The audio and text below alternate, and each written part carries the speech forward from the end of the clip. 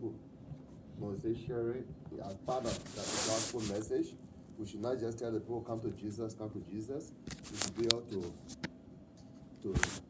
show them or prove the love we're talking about. Love is not just love. We say we love you, we love the world, love the people of the world, love people. How do we prove it? What are some of the proof?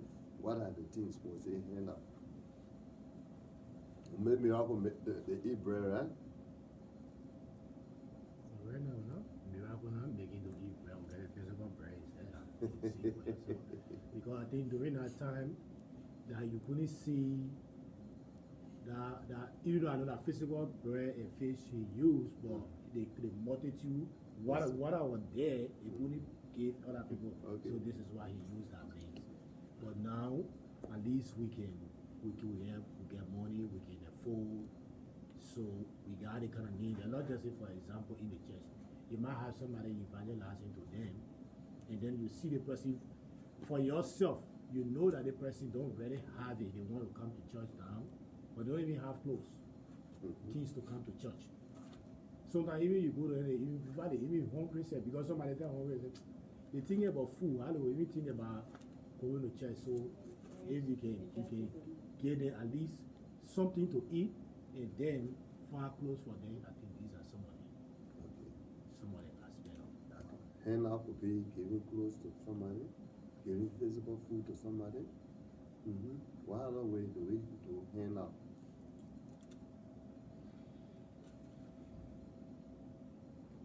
And then for a year again, one of the handout to some people, like what I talk about, the person may not even be able to drive to come, like right now, mother is going to work because somebody, that's one of the handout down there. Handout to be offering ride for somebody. Great.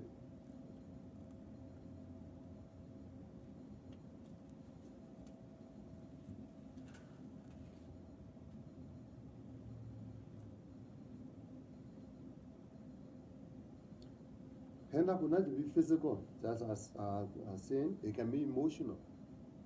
How do we do emotional hand-up? Like showing concern, care, love for the person. How do we show concern or care? Showing concern, checking on them, know how they're doing, and things. Check on the person, right? Yes. It's not only on Sunday. Do we only do on Sunday morning when we want to gather back to the church? Sunday. We do on Sunday, then you will not get them. So you have to start it before Sunday. Like I text somebody yesterday that respond from the person who was looking there and they were so happy about that. They were highly appreciative. They just checking on it. Do we not check on them when we want to tell them about church? No. No, for me, I did not even talk about church. I said, oh, I just said, I just checking on it. Okay. I talk about, somebody talk about praying for them, right? You check on them when you find out a situation about their life. We can intervene physically. We can go to the person. We can visit. We can counsel. It requires counseling. Whatever we can give to the person, whether it's material, whether it's relational, whatever emotional situation they're going through, we can go through it. We can help some people in some situation. Not just to talk about it. I don't know. I should just include it. Some time ago, there's a Muslim guy from Mali. They called him that he was in deportation, and the lawyer talking about he went to Venezuela, contacted him, went to Venezuela to talk about it. He was trying to go there, but he asked me, I want to go, but I have cash, and the rental company saying that they're not taking the cash, they can't take debit card, they can only take credit card. Do you have credit card? I say, yes, I have credit card. I said, I'll get to do a rental to go to the place. And the man they're going for, he's a Muslim. He is in deportation. So I offered to give my credit card to pay his only to go. And when he went, this guy who is a Muslim, he was surprised to see that I am giving a helping hand to a Muslim who is in deportation. And the lawyer is trying to get him over to see. I'm not preaching anything to him, telling him about Jesus Christ. I have not even met him in person. Am I getting something across? Yeah. We give handout to people in different ways. We meet people's needs when there is. I might be or not the person to even meet and talk about Jesus to him. But when he senses that the people who follow Jesus Christ, how they are, when one of us, I'm a Christian now, goes to him to talk about Jesus, he understands what we mean by loving him. Or he understands what we mean by caring for people. Yes, because Paul even wrote to the church, he said they should do good to all men, to all. Then they say, especially to the people of the household of faith. That means we can't just limit our good, we call to our brothers, our sisters, the people we know, the people in our confines. You know what I'm talking about, right? Those people that we can give. In fact, Jesus was very emphatic on this, giving to people who will give to you. Yeah. Yes, he said, then don't expect anything from God. If you cannot give to people who will give to you, you cannot visit people who will visit you, you cannot do good to people who will do, you expect them to do good for you. He said, the common people in the world, they do the same thing. Don't the pagans do that? Don't sinners do that? That is not even love. Yeah. Just give you respect for the person. It's not love. Yeah. And I don't think you even get any better emotional attachments. If when I give you expecting for you, because why the emotion will be having and say, but you expecting something from me, so what should I even attach anything? I give I even attach blessing to that too. Yeah. So be a little bit, but it's something that you use the word blessing. There are people you give something to or do something to, they pray to God for you. Yeah. Say, God bless this person. God, let this thing happen for this person. Yeah. They may not do it in your presence. Yeah. They go about to pray for you. In their little house, in their little way, they can go to pray for you. And for me, that one of the best one I love for people to pray for me. So when I do things, I always do my own common thing. Just pray for people. They will pray for you. Yeah. There are people who will pray for you. There are people who want to hear news about you. They don't need to see you, they start praying for you. Oh God, they want you not happy, or they want you happy for the person. Yes, because you have started something with them. So evangelism is not just taking Bible in our hands. Evangelism is not just wearing clerical to be passing around with big coats or whatever we can wear. Sorry, I'm not against somebody wearing coat. Don't get me wrong. I didn't think about force, I know. I see Jesus.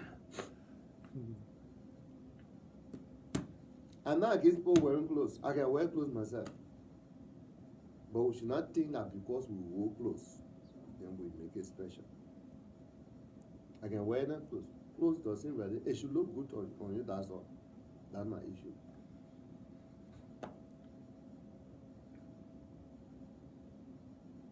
It should look good. It should not look bad. And I don't care for how many times I can wear the shirt. If I can't preach to you, if I come to you now, do you know where I got the shirt? You don't have idea where I got it, right? So it does not matter what kind of year clothes I'm wearing. 2026 clothes, 2020. I got the shirt 2014. When there's a trade school that high in Calcutta they call Crispo. They were training people home economics. They train you to sew, to do different things, different things they were doing. Those were one of their products. We went for their graduation program, they offered this shirt to me. Huh? You highly encourage it because when the people just see the people money, they say, wow. I still use a shirt from 2014. I think they had that close around December, somewhere. I can't remember when it was. It was just around that time. But is it not a shirt? Can I wear it yet? Is it good shirt to wear? Is it? Yeah, I'm talking about putting more emphasis on other things that will not matter to the people. If I go to preach to them with this shirt, will they be looking at my shirt or they will be looking at what we're doing or saying to them? So let our actions prove more than what we're talking about or where God will drive to go. Or we put more emphasis on things outside of relationship. If we will win the word, We got to win the world by our actions. And our actions that are relating to them, not just ordinary actions. Our actions that are related, that touch their lives.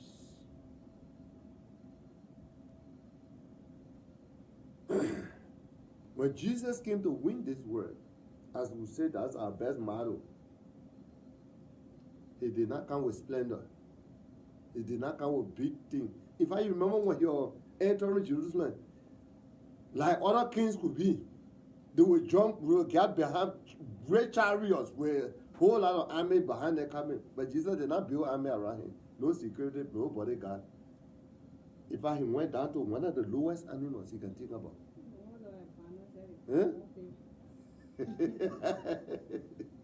Yes. He went on a cart. That is among the least animals you can find around. That is also helpless, not decorated.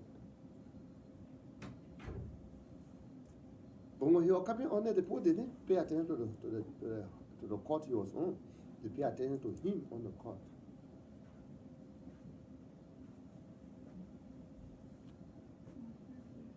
Hello.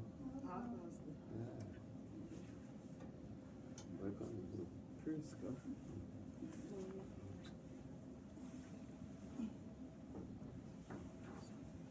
So our evangelism should be more personal, more interactive,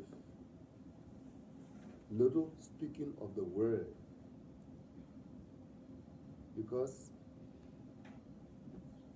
I must say, don't teach or preach the word when you go. You can go in a town, a city, wherever you go, open up a crusade ground or whatever you can do to preach. That's another aspect. But our preaching should not just be those BB marks or speakers and what other thing we can have. We put down, we make the noise, according noise. If we're not touching the people physically, if we are not touching their lives, if we are not making moves that they feel us, the church is not just meant to tell us Jesus loves you. You go to the book of James. James became prodigal in his writing. He said, what good will they do for somebody when the person is hungry and tell the person, oh, God bless you. May the Lord be with you. May the Lord prosper you. May the Lord carry you forth. May the Lord bless your life. May the Lord increase you. Your outgoing be blessed. Your income be blessed. The man is hungry. Yeah? I don't believe it. He's already hungry. Yeah. The person needs something more than just saying, God bless you.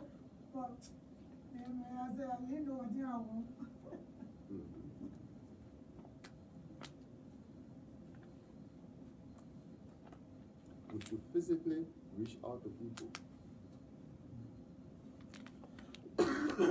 Meet their emotional needs. Some people are just hurt. They're just looking for somebody to talk with. They don't want money from you. They don't want any material. They just want somebody to be with them. Can you be that shoulder they can lay on when they are troubled? You understand what I'm talking about? They are just physically hurt, emotionally hurt. They don't really need money at that time. Money doesn't solve the problem they have. They are in pains. So they're just looking for somebody who will relate with them. They need that person. And we are around. And sometimes we think that this person is not yet immature or is not yet related to me somehow. We don't pay attention to them. We don't pay attention to them. Some people sick. Other parts of the world, it will not be like America, but at the hospital we take care of it later, they start talking about your bills. Right? Mm-hmm. Other parts of the world, not like that. Some people just need some like $5. As low as you think, say $5 anything. Some people, they just need $5, but the problem they're in. Some need $10, depending on the case. Some need $20. And $20 not big money we're talking about. $50, not big money we're talking about, to care for somebody who is sick.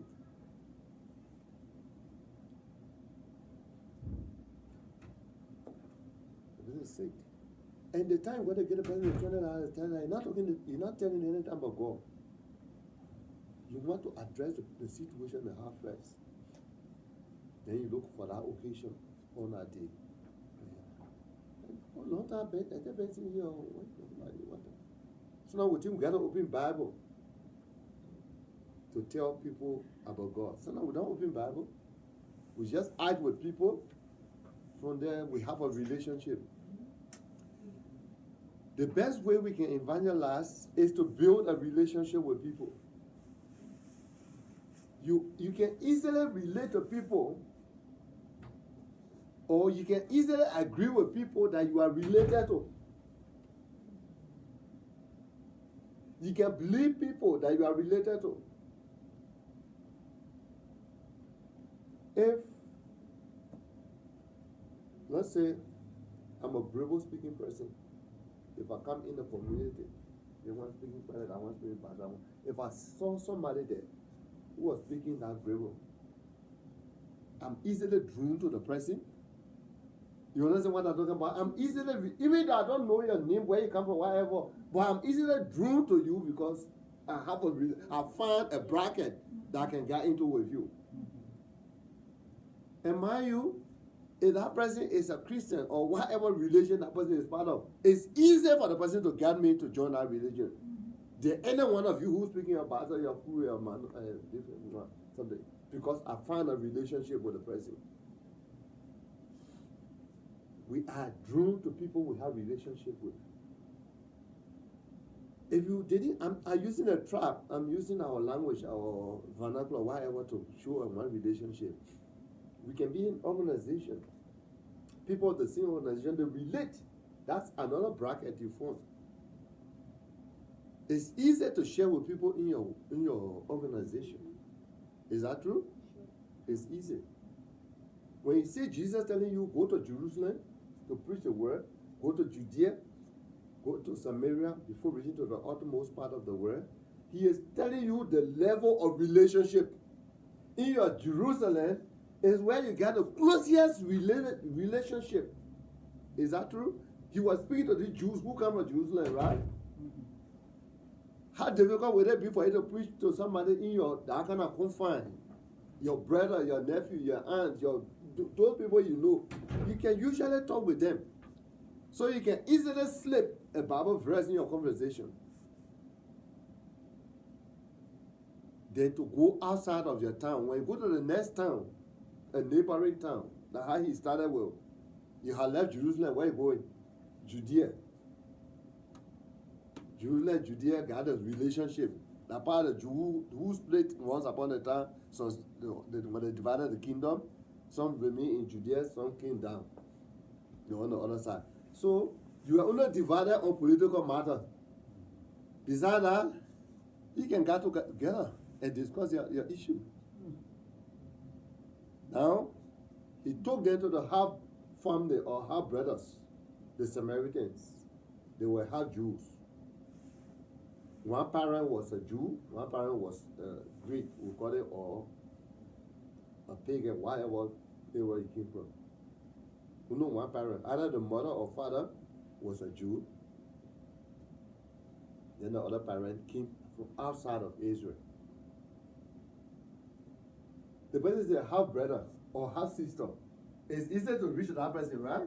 To talk to them. But this day, getting father, because you left from your nuclear family or your household, you are now going outside your house to a neighboring country, from a neighboring brother, half brother, before he talked about reaching to the utmost part of the world. So if we can build relationship, we can reach our world. If we can build relationship with people. Sometimes you and someone not even agreeing, but just look for something that the person is related to. Join that thing. There are some people who may not like to talk with you, who have conversation. Like right now, some of the things that can hold young people together, like in Africa and other parts of the world, football club. And now in their country, in different countries, the people playing in different continents, they may never go there. But then say, oh, I blame the Barcelona. Oh, you Barcelona fan, my man. But don't go with you with that today. The person can have conversation with you now. They don't know you from anywhere, but because you call a club that they belong to football, you form your bracket. Man, look at what they will deal with that. They know us. They start a conversation with you right there. Look for a bracket. Look for a bracket to find somebody to be in. Look for a way. Look for something that you can get into a relationship with somebody. The best way to evangelize is to create that relationship with people. If you have a relationship with anybody, you can easily evangelize to the person. If you don't have a relationship, it becomes difficult. When I read Neil Nassim, one of his books, when he went to Papua New Guinea, when this evangelist went there, they spent 5 years without opening the Bible.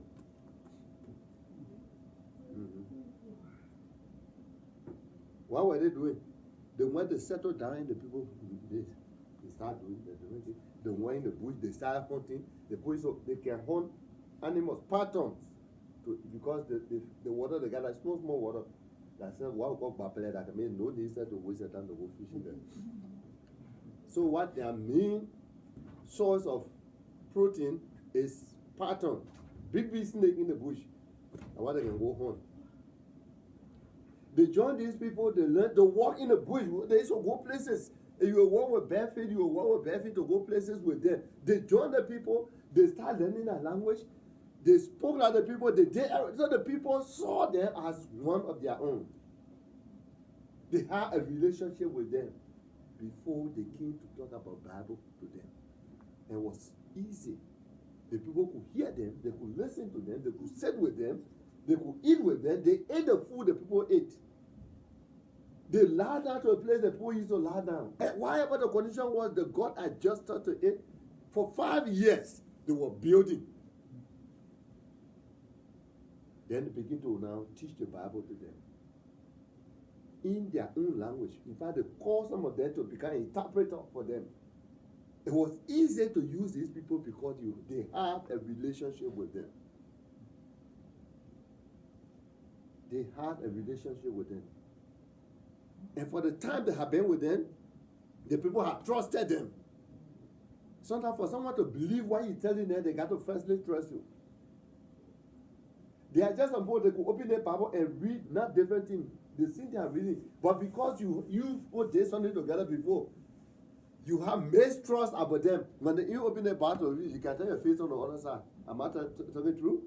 You can really turn your face on the other side. You don't want to hear them say it. Even though that they think they're reading from. But because you have mistrust. Yes, man.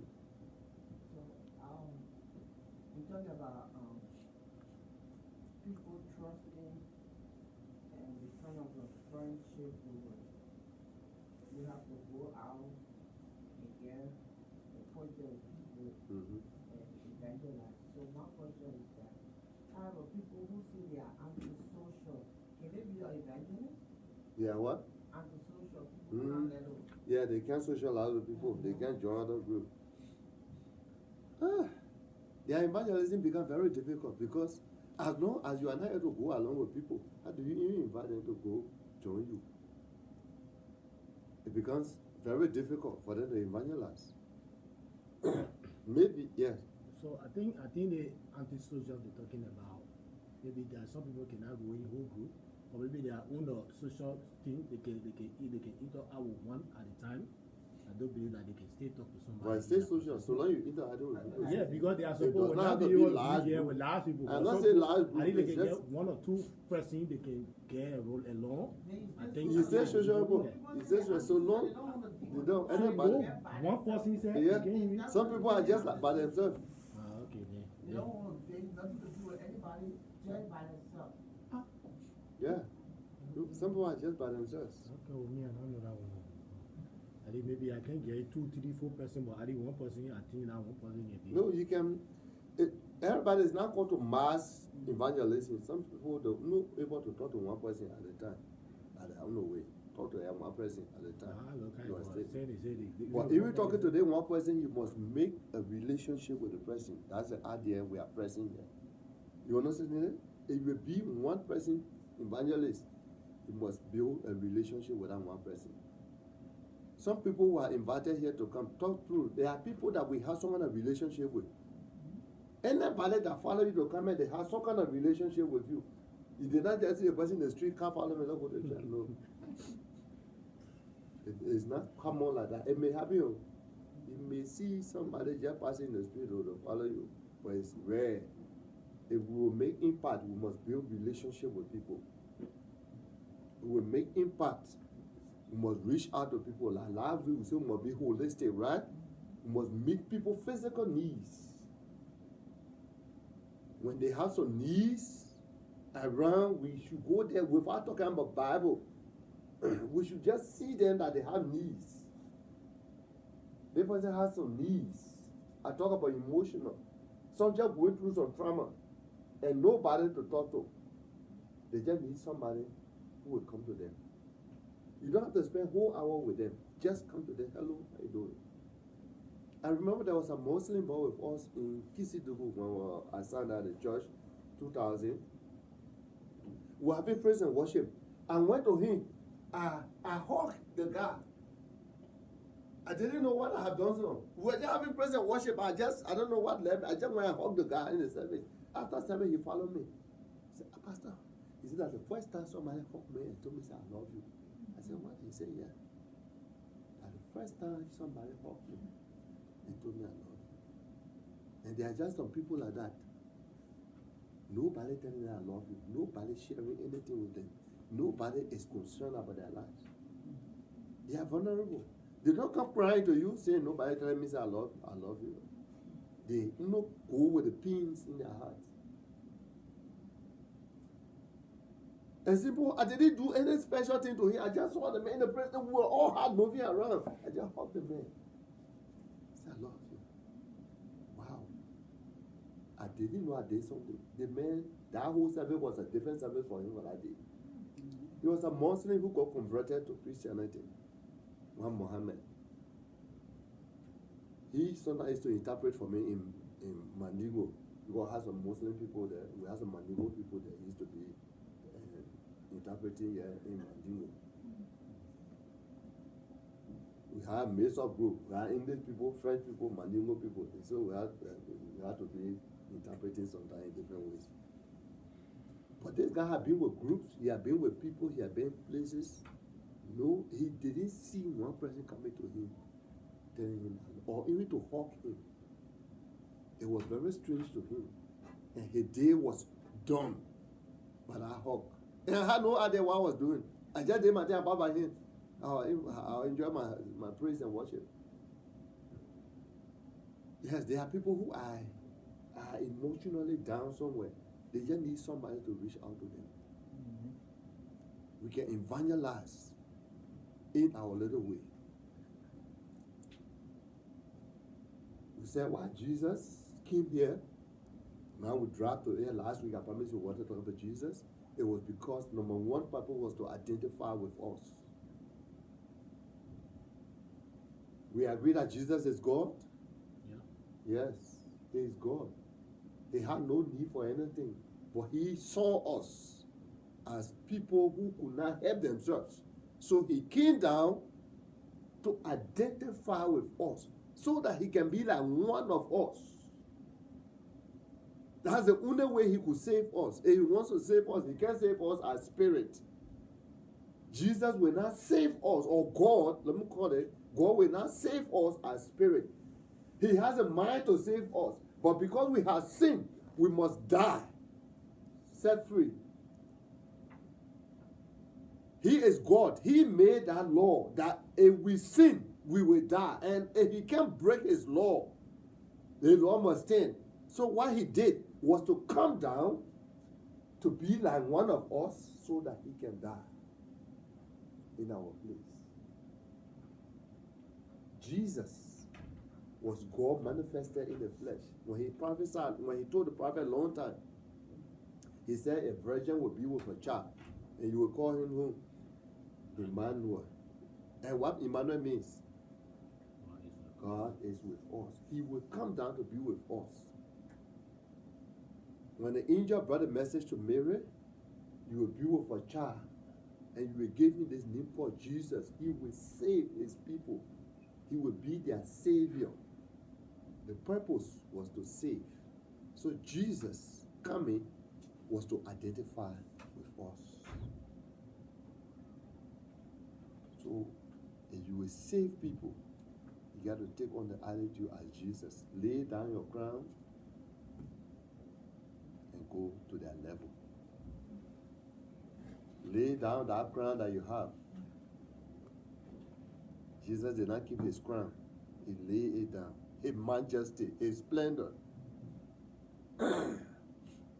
In heaven, when John, you remember when John had a revelation? He said when he went, he saw the person sitting in the throne, the angels bowing down, holy, holy. In fact, they removed their crowns and placed it on the ground and called him holy. They bowed down to him. That's who. But he decided to leave that throne to take the form of a man, to come down, to be like one of us. So when we come back next week, God's willing, we'll continue with Jesus. But number one thing is his purpose for coming, and number one purpose was to identify with us. He must be a man and he will save us. So to save other people, the Pentecostal had a kind of